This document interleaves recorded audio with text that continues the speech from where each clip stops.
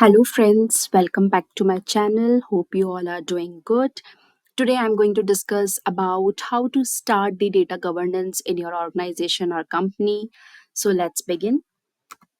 In this video, I'm going to cover the steps which are crucial to start the data governance program, which include interview process, data maturity assessment, creating the roadmap, and at the end, implementation. So let's start. Interview process. So once you decided that you want to implement data governance in your project or in your organization, you have to connect with the business, the stakeholders, the higher level people like the chief data officer or CEO or anyone who is the higher level, that is the responsible for the business of the project or organization. Then you have to connect with them and understand what is their need, what are their pain areas, and what are their aspirations regarding data governance. So if they're already aware about what is data governance, that's why they're implementing it well and good. If they're not aware, probably you can give an introduction and overview of data governance, and then you can begin with the interview process. So interview process include lot of questions which we need to ask the business to understand them. So to start with, we have to create list of questions. First of all, list of questions. Why? Because in this list of questions will help us understand each and every module of data governance. So the question should contain relevant the list should contain the relevant questions. For example, the question should be based on the data governance framework and strategy, data quality, data security and compliance, data catalog and metadata management, data lifecycle and retention, data integration and interoperability. The questions should focus on these areas to understand the maturity of business in these particular areas. Once you have created the question, so I have come up with some example of question which will help you to create the questions. You can always add the relevant question which you feel you should ask from the business based on these areas. So for example, data governance framework and strategy, we have to ask business, do their organization have a formal data governance framework? What is governance framework? I have already covered in my last video about data governance. You can always go and check that.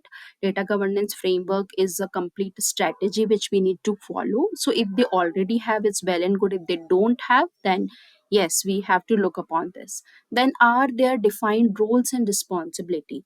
So data governance team should be there, and each and every individual should know its roles and responsibility, and it should be defined and documented somewhere. Do they have that? We need to ask that. Is there a documented data governance strategy which is aligned with the business? So their data governance strategy should be aligned with the business goals and vision. That we need to check. These are some questions which we should ask on the data governance framework. Then on data quality, we can ask how they measure and access their data quality. Do they have any standard on which they are measuring it, and how data quality at present they are monitoring it? Do they have any dashboard, any reports, etc.? Then is there a data quality improvement program what they are running? Like if they want to improve, is there any data quality culture which is there in the team? So all these questions we can ask on the data quality. Then data security and compliance. Data security and compliance, we need to check whether they have security policies and procedure in place, how they're ensuring that they are data compliance on with the relevant regulations, for example GDPR, HIPAA, how they're checking or how they're ensuring that they are compliant to these. Then how they are handling the data breaches and what is their plan for that, if any. So all these questions we can ask on the data security side. Then data catalog and metadata management. So I have already created I have already given a overview of data catalog in my data governance video, but data catalog and metadata management is used to track the data lineage and to understand the data completely. So that data catalog and metadata management, it's already there in place or not? How they are managing their metadata at present, right? And how they are managing their data dictionary and definition, all these things we need to ask. And then data lifecycle and retention, so how they are retaining the data, what data retention policy they are following, how they're managing the life cycle, means after how many days they're archiving their data, how after how many days they're purging the data, how the data versioning and change management is taken place. All these things we need to ask on the data life cycle. Then data integration and interoperability, as we have seen in my last video, that data silos is present, means the data is present in different department, but the departments are unable to access the other data, and they are unable to exchange the data. So if that is the case, we need to ask how they're ensuring the data integration across different departments, which tools and technology they are using for same, how they are handling the data exchange. So all these questions we need to ask. Now why we need to ask all these questions? Because once we understand these questions, once we ask the questions and when we understand the answers, we will able to do the data maturity assessment for them. What is data maturity assessment? Data maturity assessment is to check the maturity of the data at present. At present, what is the status of the data, whether they have the data quality in place, whether the data security is there or not, whether they have any data catalog or not, whether the roles and responsibility are defined or not. So once we understand this, we'll able to see the maturity. Now how to do data maturity assessment? So we need to evaluate the answers. Once we got the answers, we have to evaluate. So there, mostly there will be three scenarios once we get the answer. First is they don't have any existing process. Suppose I take the example of data quality, so they don't have any data quality process in place, or they have but it is not good enough, it is of no use but they have it, or they already have a very good data quality in place. So these kind of three major category will come up once you ask the questions. Then we have to rate their answers out of 5. What how we can rate here, I just give you an overview. You can always do a customization based on your need. Suppose if they don't have any process in place, then we can give 0 or 1 for that particular answer. Then if some process is there, like small bits and pieces are there, then 2 or 3.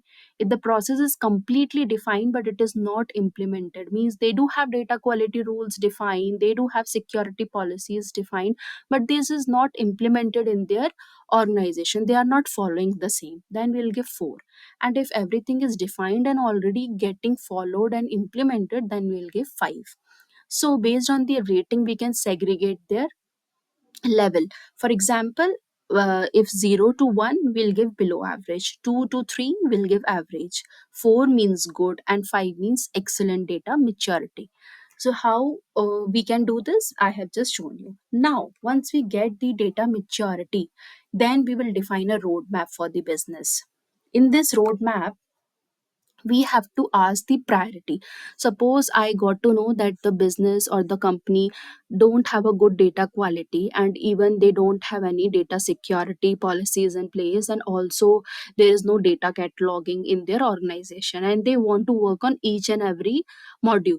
Okay, so first we cannot start everything at the same time. We have to ask the business what are their priorities, and then we have to create a roadmap based on the priority. Suppose business wants data security first, because that is the very important aspect for them. Then first we'll start with the data security, and then we'll go and start the data quality, and then at the end we do the metadata management. Some business wants data quality first, because if data quality is good, then they'll be able to do other things.